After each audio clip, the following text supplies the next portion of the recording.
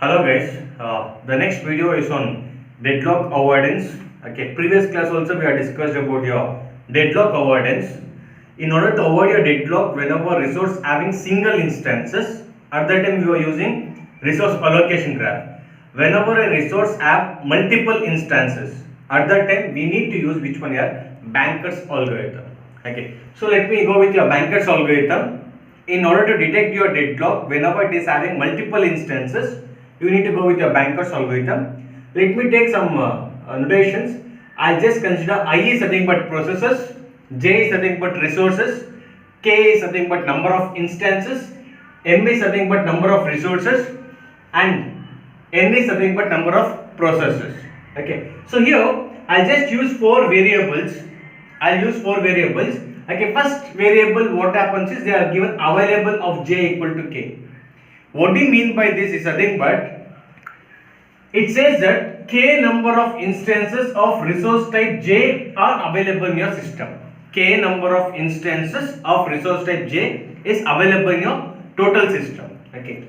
And next, max of Ij equal to K. So it says that process I, okay, may request K number of instances of resource type J. Say a process can maximum it can request K number of instances of what? Resource type J. And what do you mean by allocation is nothing but how many resources is being currently allocated. Process Pi is being allocated with what? K instance of resource type J. Hope you are getting with this.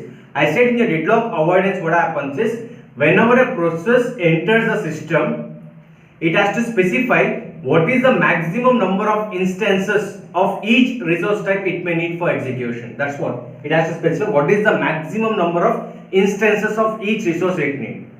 And allocation is how many resources are being currently allocated. See, process Pi may be allocated with what? K instance of what? Your resource type J. So based on this, still how many resources I need? That can be calculated by what? Need of Ij equal to max of Ij minus allocation of Ij. Okay, maximum this much it need.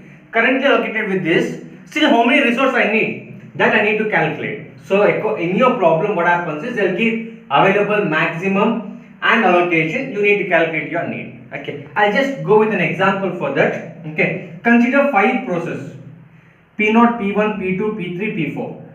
And how many resources here? 3 resources A, B, C. 3 resources A, B, C. Okay. And here what happens is total number of instances available for your resource A is 10. I'll assume that total number of resources available of instance resource type A is how many here? 10. Total number of instances of resource type B is how much here? 5. Total number of instances available of your resource type C is how much here? 7. Okay. Here sometimes they'll give this. Okay, so this what it says, P0 requires maximum how many resources here? 7 instance of resource type A, 5 instance of resource type B, 3 instance of resource type C. Hope you are getting with this. And currently allocated with what? 0 instance of resource type A, 1 instance of resource type B, 0 instance of resource type C. So what I can do is, need I can calculate. How I can calculate need? Simple thing. Need I can calculate by maximum minus allocation. How many resources maximum it need? How much currently allocated? So these are single instances. I should not read it as 753, 753 separately. Okay. A maximum it needs 7, but currently allocated is what? 0. So 7 minus 0 is that's what? Max minus allocation 7. 5 minus 1 B maximum it needs 5. Currently allocated is what? 1 resource. So 5 minus 1 is still it needs 4 resources. Your P0. Your P1, P2, P3, your P4. Maximum it need 3, currently allocated 0. So 3 minus 0 is what? 3. That's it. Hope you are getting with this. Same way for P1, maximum it need 3, currently allocated with what? 2. So 3 minus 2 is how much? Still it need 1 instance of resource type A. P1 need 1 instance more. So maximum it need 2, currently allocated 0. So 2 minus 0 is 2, 2 minus 0 is 2. Like that. So 9 minus 3 is 6, 0. 0. Okay, here 0, 1, 1. Here 4, 3, 1. Hope you are getting with this. Okay. And also sometimes what happens is they will give these are the total number of instances available in your system, and still how many resources are available. How we can calculate is you just add all your allocation. So A, for P1 2 allocated, P2 3, for P3 it is 2. So 3, 4, 5, 6, 7.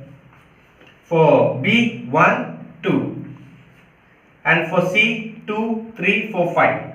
So you can subtract here 7, 2, 5 with what? The maximum instances available. So 10 minus 7 is how much? 3. 5 minus 2 is 3. 7 minus 5 is how much here? 2. Okay. So they'll give available in your problem, but if they don't give, what you can do is the total instances for each resource type in your system currently allocated, whatever it is there, you add all those things currently allocated, subtract it with what? The total instances. That will give what? Available. That's it. So according to this, these are the 4 different types of data structures that is being used. See, available, maximum, allocation, and your need. Hope you have understood, guys. Okay. Next, I will go with your safety algorithm. Along with your banker's algorithm, you also need safety algorithm. Why you need safety algorithm? Used to find out whether or not the system is in safe state or not. Or in other words, in order to know what is the safe sequence in which the particular process can execute. In order to find the sequence in which the particular process can execute, you are using what? Your safety algorithm. Or in order to check the system is in safe state or unsafe state, deadlock or no deadlock. For that you need what? Safety algorithm. So simple thing what I will do is, as per your banker algorithm, you all know that there are 4 different types of data structure used, namely maximum, available, allocation, need. So available is nothing but what is the total number of resources available in your system after allocating the resources. So that available, whatever it is here, I will assign to a variable called as what? 1. And finish of I equal to false. Means still first I is equal to what? Process 0, 1, 2 until n minus 1. What all the particular process is there? I will initialize to what? False. Means still it is not yet executed. So next I will check. Finish of I is equal to false. Yeah. First process I will check. P0. Okay. Need of P0 is less than equal to work.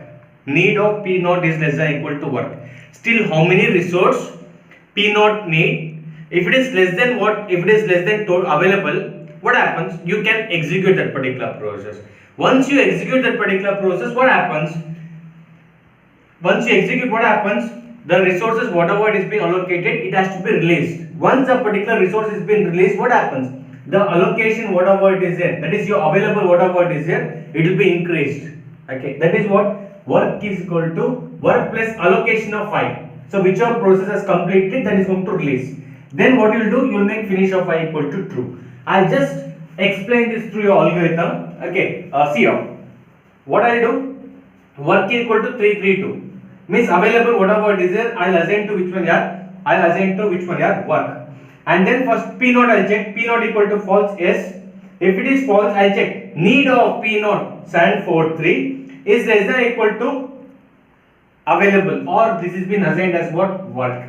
See, 7 less than or equal to 3 becomes false. Means P0 resource, still it need how many instances of resource type A? 7. But currently available in the system is only how many here? 3. So it can't execute. So next P1 I will check. That will be false. Again go back to your step 2. Again what happens is P1 I will check. 1 is less than, need of P1 is less than equal to work. See, A 1. Here 1 is less than or equal to 3, true. 2 is less than or equal to 3, true.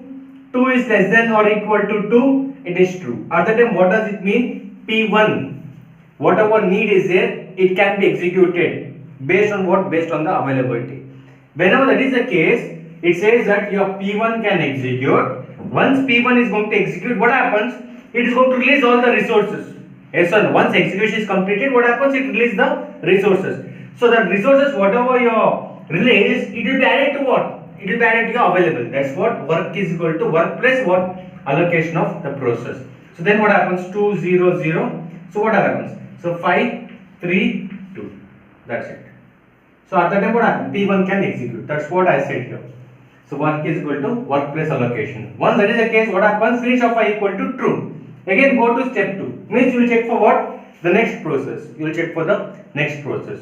So like this, you will keep on repeating until every process is going to execute. When all the particular process executes, finish of I equal to true for all I. Then what happens? The system is in safe state. Then the system is in what here? Safe state. If all the particular process execute in some sequence, then there is no deadlock in the system. If any particular process doesn't execute out of whatever the process it is there, if it doesn't execute, then we can say that the system is in deadlock state or unsafe state. That's it. Thank you. Next video, I'll go with an example problem.